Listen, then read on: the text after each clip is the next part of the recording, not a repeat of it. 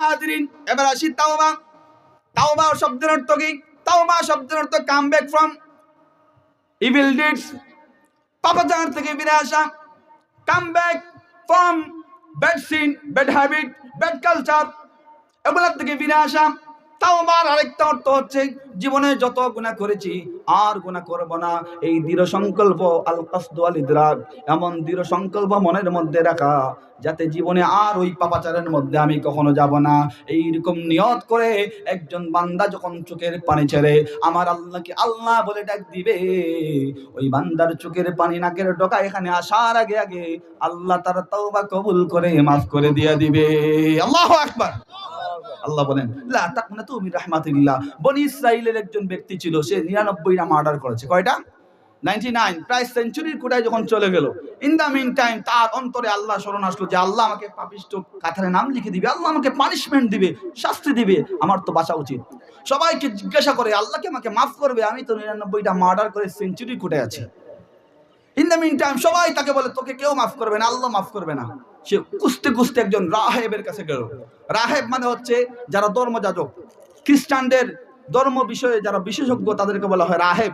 ইংলিশে বলা হয় ফাদার, বাংলায় বলা হয় ধর্মযাজক, আরবিতে বলা হয় রাহেব। বলা হলো রাহেব, ফাদার আমাকে কি আল্লাহ মাফ করবে? আমি তো 99টা মার্ডার করে সেঞ্চুরি করে আছি।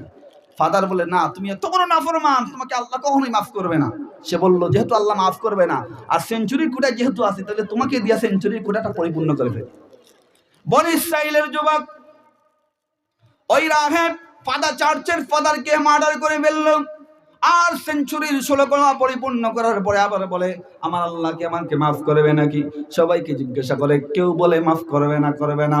একজন মানুষ বলল অমুক জায়গায় একজন মুসলিম ফাদার আছে, মুসলিম রাহেব আছে, ধর্মযাজক আছে, তার কাছে যাও, তার কাছে গেলে আল্লাহ তোমাকে হয়তো মাফ করতে পারে।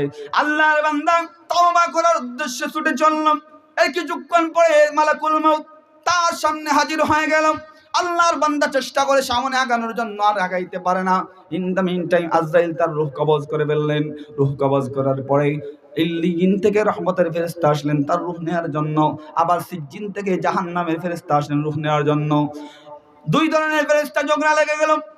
কেউ বলে জান্নাতে নিব, সে পাপাচারী করেছে, 100টা মার্ডার করেছে। আবার জান্নাতের ফেরেশতারা বলেন সে তওবা করার জন্য আল্লাহর দিকে ফিরে গিয়েছিল, এই জন্য তাকে আমরা ইল্লিয়িনের মধ্যে নিব। আল্লাহ ডাক দিয়া কয় আমার ফেরেশতারা ঝগড়া করবি না, ফিতানে আর নিয়ে মাপ দে। ওই বান্দা ওই ধর্মযাজক আল্লাহর মকবুল ওলির কাছে কতটুকু গিয়েছে, আর বাসা থেকে যেখানে এসে আরেকজন ধর্মযাজককে মারছিল ওই জায়গা পর্যন্ত মাপ দাও। যেই জায়গা কম হবে সেই ব্যক্তি ওই জায়গার অন্তর্ভুক্ত হয়ে যাবে। আল্লাহ জমিনকে ডাক দিয়ে বলে জমিন আমার বান্দা, আমার প্রিয় বান্দার হাতে হাত রেখে তাওবার জন্য বের হয়েছে। যদিও রাস্তা অনেক বাকি ছিল, জমিন তুমি সংকীর্ণ হয়ে যাও। আর পিছনের জমিনকে বললেন জমিন ওই ব্যক্তির বাসা থেকে যে ব্যক্তিকে মার্ডার করেছে ওই জায়গা পর্যন্ত লম্বা হয়ে যাও। পরে পিছনের জমিন লম্বা হয়ে গেল, সামনের জমিনগুলো ছোট হয়ে গেল। দেখা গেল ওই বান্দা, ওই খুনি, ওই মার্ডারার বনি ইসরাইলি যুবক আল্লাহর প্রিয় বান্দার বাড়ি পর্যন্ত পৌঁছাইতে আর মাত্র 1 হাত বাকি আছে। সুবহানাল্লাহ।